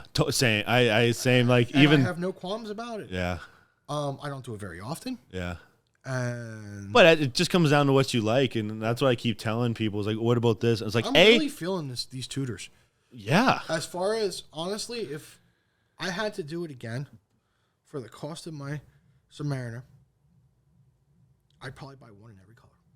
Yeah, would you? Yeah. You think so, though? Yeah, I would. And I'd have like this or something. Yeah. The Submariner, and again, maybe it's the fact that I have the bigger wrist and everything else. Do you think people are doing that because of the whole Rolex situation? That it's kind of just like where in 2015 when you could walk in and buy any Rolex you wanted, it just probably wasn't the same situation. These didn't exist. Oh no.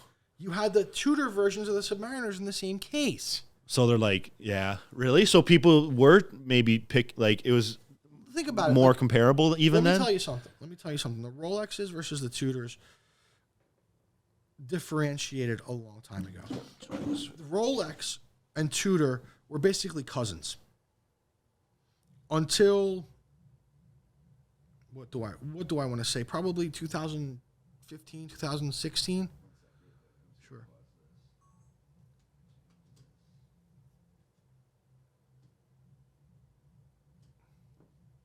trying to find.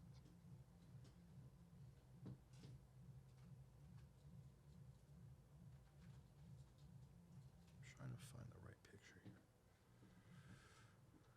It's got to be sometime in January.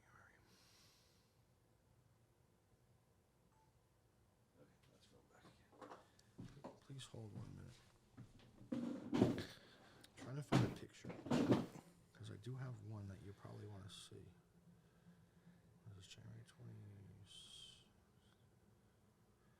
When did I buy this? This is Christmas. This rotates, right? Yeah. Does it go both ways? Just one way. It shouldn't anyway. Yeah, seriously, imagine it just. Here's the Rio. Hang on, I'm trying to find a very specific picture I have on my phone. You got any Omegas that you like? Not really? Why, you just don't like them? I have one Omega. I'm not a fan of it. I have two. I have the original James Bond one I told you about. Yeah. Which I haven't worn in years. And at this point needs a battery. Yeah. Yeah. And I have a Dark Side of the Moon. Yeah, I remember you saying that, yeah. That's it. I like that's a nice watch, though, too. Let me tell you something. For me, and I know I got you one of each. If you put the two side by side, I go there every time. But two completely different watches, no? Understood. I would buy a Panda Chrono before I bought a Speedy. If I could find a Panda Chrono. You'd buy a Panda. Tudor. Yeah. Tudor Panda Chrono. I want the bulk. Yeah. For what reason? Just the Tudor, Tudor styling on it? I agree. I really like that. I want the bulk. Here are the two pictures I want to show you. Yeah, I get that. That's a different. Yeah, I could see that too. There you go. That's the white gold Submariner. The Cookie Monster, as they call it. Yeah. So what are you saying? You'd I have both. You'd get rid of that and get every color of this? No, not the white gold one. Oh, just a regular any sub. But black sub versus black Tudor. You take three. You take the black, blue, and red Tudor over a black sub. Over a black sub. Yeah. I don't know though. But do you think because you've had the sub though? Probably. Because I don't think I would say that. I'd say sub no problem. But if I had the sub for a year and then was like, okay, I get it, or itch scratched, flip it out and get three. But you could probably even get, I guess, how many? You could probably get 5 of these for the sub. Maybe not 5. At retail or not retail. At retail or subs 10,100. You get 2. Yeah, These are, well, U.S. dollars. Sorry, hold on. U.S. dollars. 10,100 for a sub, 39.50 each of those. So yeah, it's two. Yeah. But gray market subs are 15, 18 American. 20 Canadian, just 20, not between 15 and 20 Canadian, 22 or something like that. Yeah. But if I was in the market to buy a watch, hang on 1 second. Yeah. I'm sorry. If I was in the market to buy a watch, and it was an entry level, not entry level. Well, yeah, I guess a sub is entry level. Kind of. I mean, I guess this and a sub, a dive. Yeah. There we go. Yeah. Yeah, I think that if I had both of them side by side, I would probably. And then the price. Yeah. That's what I got to get a sub though. For sure. Maybe not. I don't know. It was funny. I was trying to sell somebody one of. I have 2 of those Tiger Princes. Yeah. And I was telling the guy, and the guy's born in year 2000. I'm like, hey, if you're born in 1998 or 99, I got a birth year watch for you. He goes, oh man, that's close. I'm born in year 2000. How about a conception year watch? Yeah, trying to get it to him for something. Yeah, the year before. Yeah. That's funny. So, whatever. He just texted me on it now. On the gold one? Yeah, he's like, does it come with a bracelet or a strap? I'm going to mess with him right now. Fuck, why did I try it? I mean, I can't imagine that I didn't try it, though. I just don't remember the reason behind it. I could be wrong. It could be fucking fit on there perfect and give it a nice... We'll find out when I get home. But even with that, like, what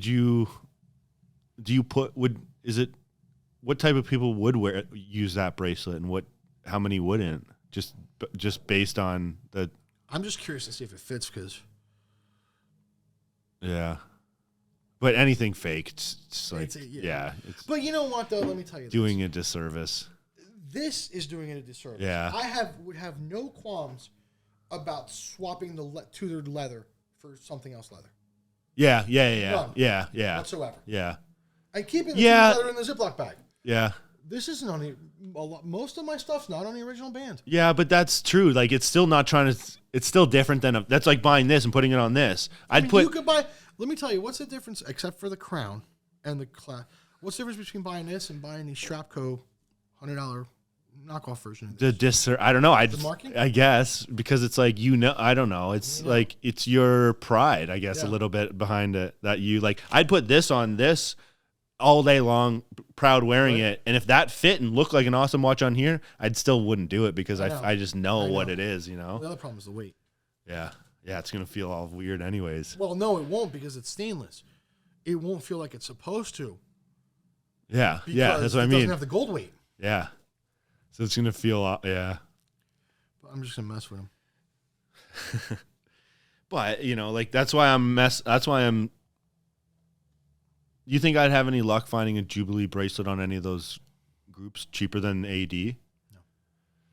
I mean... Rolex is the one thing where you buy retail. Always, yeah. I don't know. So if I buy a Jubilee bracelet for this, is it going to... Add value? It is, right? To the right buyer. Yeah. I mean, if you want a buyer for that, listen. But that's not even necessarily what I'm going to keep my very first Rolex forever. So buy it the way, right? So it's like, don't sell the oyster. No, God, no. I'll tell you why don't sell the oyster. I would never. Because you're going to ruin the reference number. Yeah, it won't match.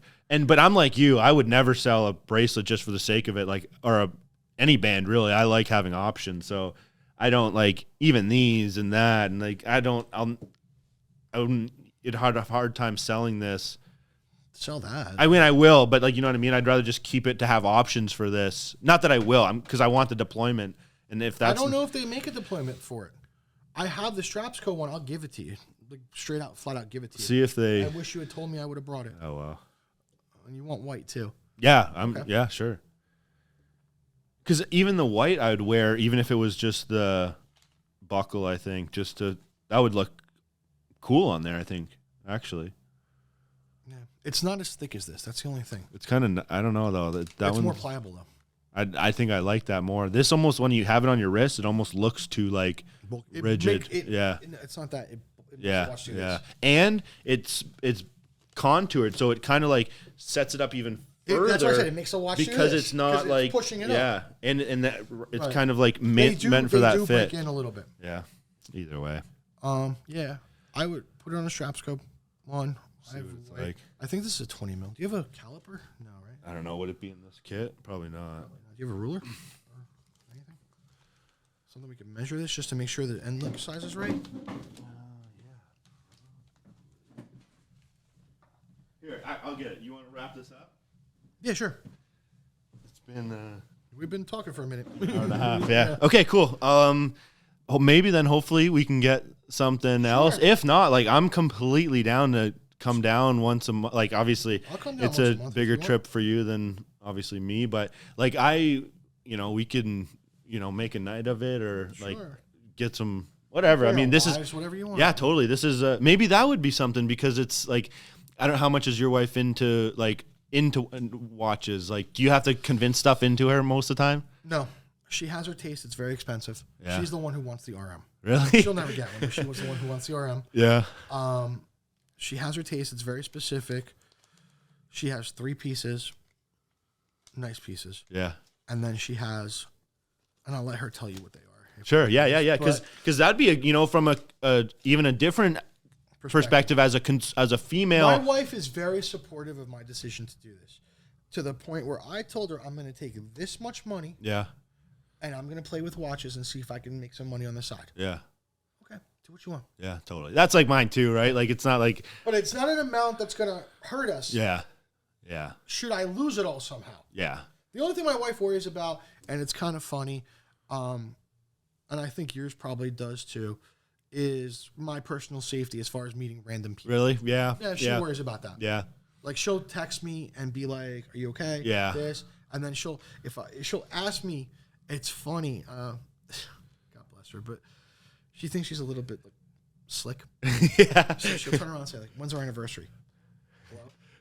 Or what's my favorite color or thing? Yeah, to see if someone like has your phone or something. Yeah, I get it. Yeah, that makes sense. And luckily for me, I have this like space, so I have like if people are willing to. Turf. Yeah, and I'm pretty like I've always been. I don't know. Have you had any bad experiences? No, I haven't had a bad experience. Listen, I've had 2 people. Basically, one guy tried to negotiate after the fact. Yeah. Okay, I'll take this watch for $3,000. Yeah. Okay, meet me here. No problem. Yeah. Blah, blah, blah. Oh, it's got this little tiny scratch. Yeah. I'll give you $2,500. Yeah, it's like no. Yeah. No. But it didn't get ugly. Yeah, that's like someone just trying to like not knowing the mutual respect thing involved, right? I feel. Right. It didn't get ugly, but it became what it became. Yeah. And I had one guy who wasted my time. He set up 2 different rendezvous and never showed. Yeah. Oh, that's annoying. Yeah. Well, I guess it's good. Not good. But if you don't want the watch, like either tell me, listen, I changed my mind, or after the first time, be like, you know what, I thought about it. I'm sorry, waste your time. Yeah.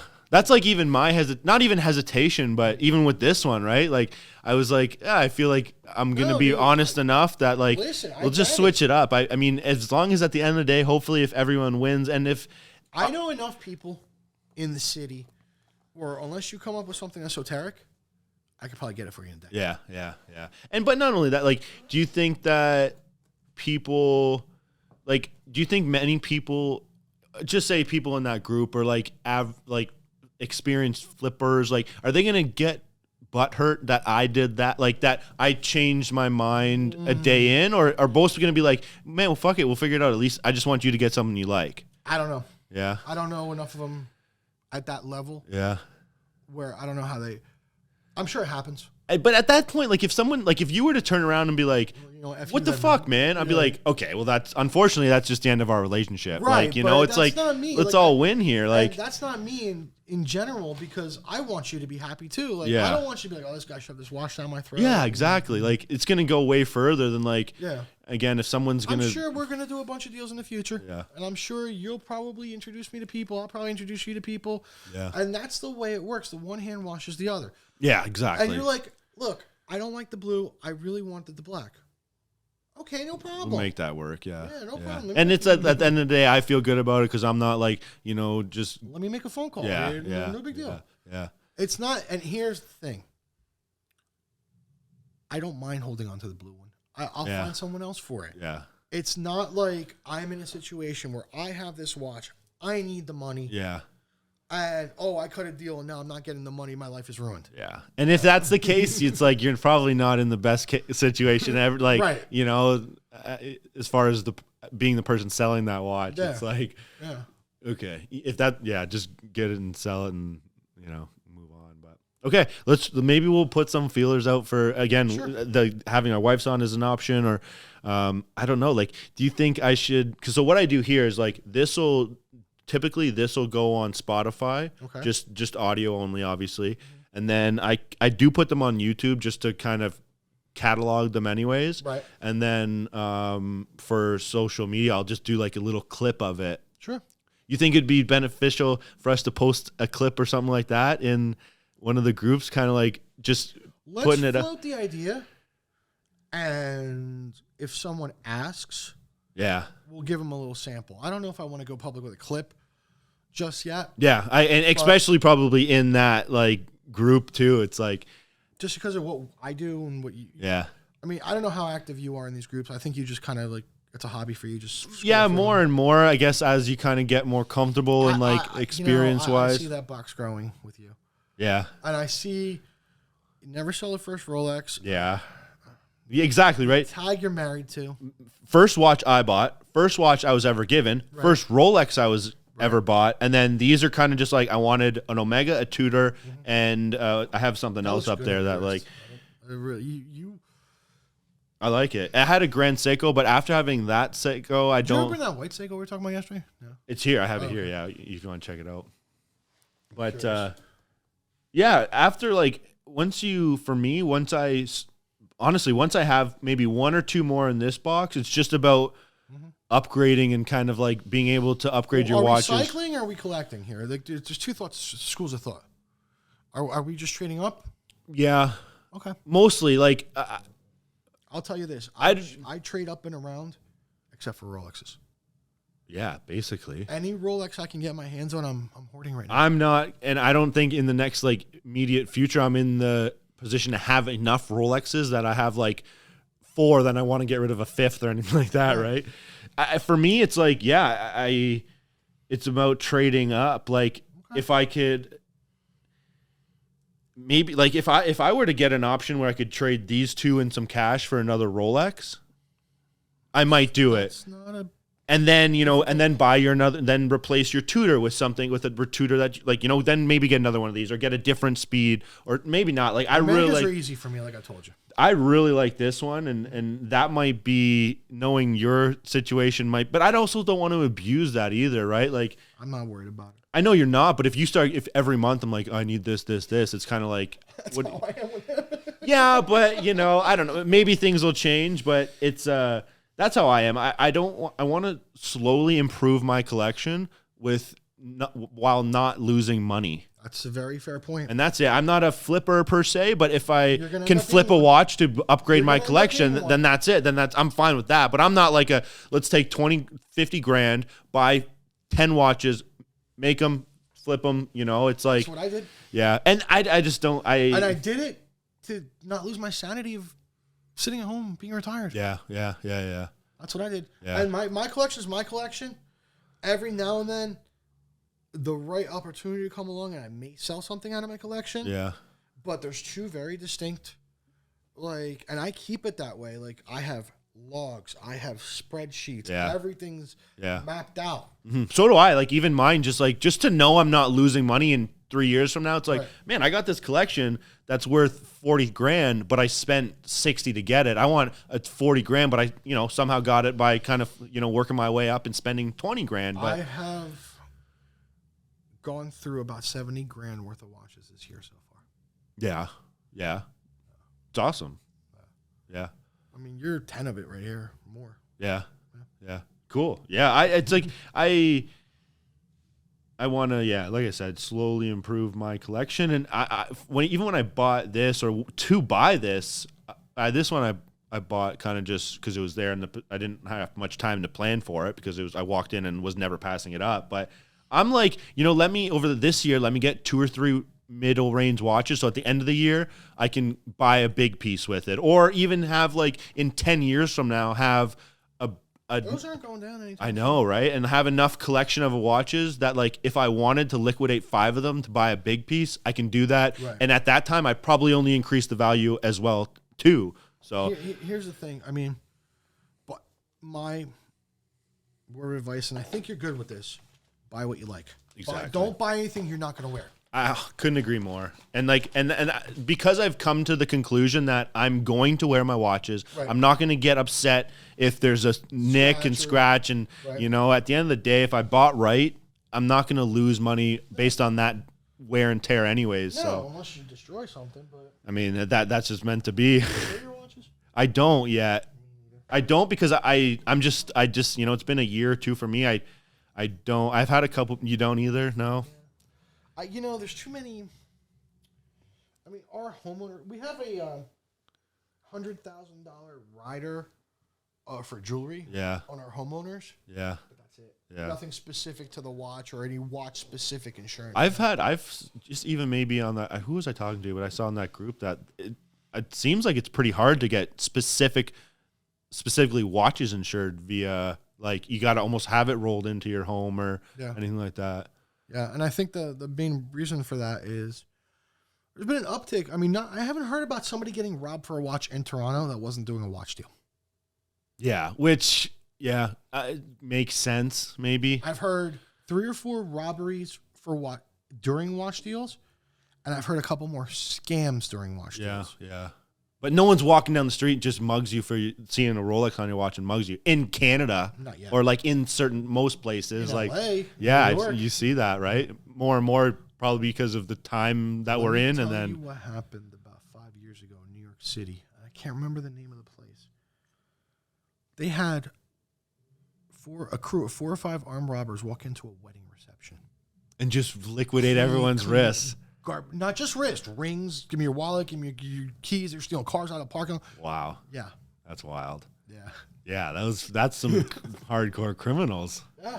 I guess, right? You're walking into a wedding reception, probably just ready to do whatever, but walking to a wedding reception and waving guns and be like, give me all your shit. Yeah. Crazy. Okay, man. All right, buddy. Thank you so much. Like I said, there'll be lots more. We'll put it out there and just see where it goes. Sounds good. Cool.